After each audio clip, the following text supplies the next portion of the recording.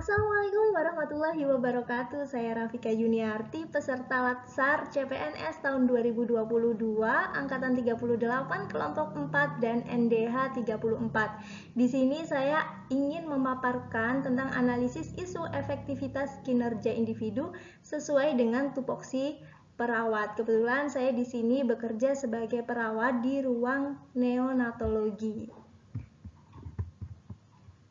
Yang pertama, kita harus tahu apa sih itu isu.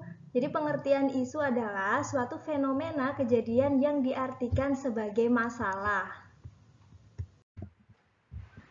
Nah, selanjutnya ada tahapan analisis isu. Di tahapan analisis isu ini terdapat 3 tahapan, yaitu 1. Praanalisis. Praanalisis ini adalah mengidentifikasi isu atau suatu masalah yang terdapat di ruang lingkup kerja. Yang kedua, menapis dan menganalisis. Menapis dan menganalisis ini dapat dilakukan dengan beberapa metode. Dan yang ketiga, alternatif pemecahan isu. Alternatif pemecahan isu ini yaitu penyelesaian dengan metode SWOT.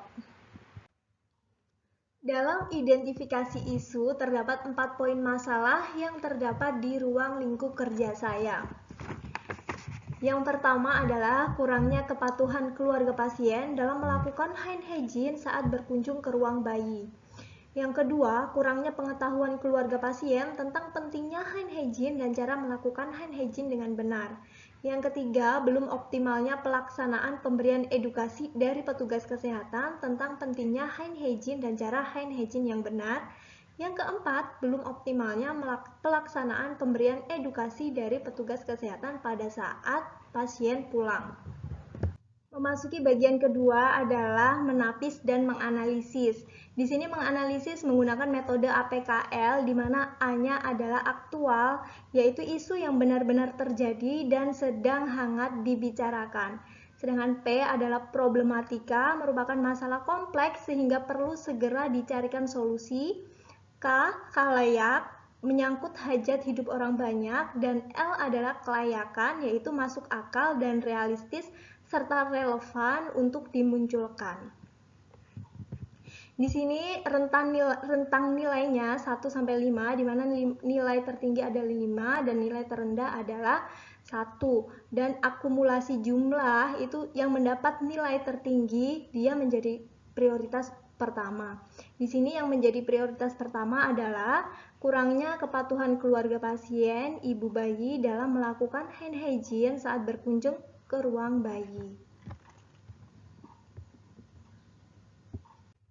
Analisis selanjutnya menggunakan teknik USG di mana U-nya adalah urgensi, seberapa mendesak suatu isu harus dibahas, dianalisis, ditindaklanjuti. Sedangkan S-nya adalah seriousness, seberapa serius suatu kasus harus dibahas, dikaitkan dengan akibat yang akan ditimbulkan.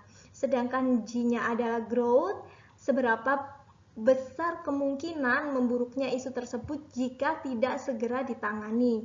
Di sini sama dengan sebelumnya, rentan nilainya 1 sampai 5 di mana 5 adalah nilai tertinggi. Dan dari akumulasi jumlah, kasus nomor 1 menjadi kasus prioritas. Selanjutnya analisis fishbone diagram. Di sini mencari akar masalah, di mana masalah utamanya yaitu kurangnya kepatuhan keluarga pasien dalam melakukan hand hygiene saat berkunjung ke ruang bayi. Nah, terdapat beberapa faktor yang mempengaruhi. Pertama, jenis kelamin, attitude, usia, pendidikan, pendampingan, supervisi, dukungan, dan ketersediaan fasilitas. Ini sangat mempengaruhi untuk kepatuhan keluarga pasien dalam melakukan hand hygiene. Selanjutnya, kita akan cari alternatif pemecahan masalah menggunakan analisis SWOT atau metode SWOT. Di sini ada beberapa faktor yang akan mempengaruhi, membantu dalam mencapai tugas dan menghambat dalam mencapai tugas, yaitu faktor dari dalam dan faktor dari luar. Di sini faktor dari dalam yang akan membantu dalam mencapai tugas adalah strength atau kekuatan, yaitu keluarga pasien sadar akan pentingnya kebersihan tangan, sedangkan faktor dari dalam yang menghambat dalam mencapai tugas yaitu weakness atau kelemahan, kurangnya kesadaran akan pentingnya kebersihan tangan. Ini saling bertolak belakang antara kekuatan dan kelemahan. Sedangkan faktor dari luar yang membantu dalam mencapai tugas adalah opportunities atau peluang, yaitu di sini edukasi pasien. Kita dapat melakukan edukasi pasien untuk membantu dalam mencapai tugas.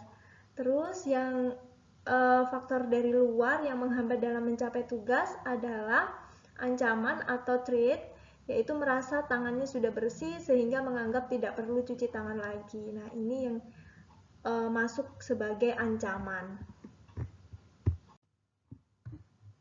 Demikian pemaparan dari saya tentang analisis isu efektivitas kinerja individu berdasarkan tupoksi. Selamat belajar, tetap semangat, dan bye-bye.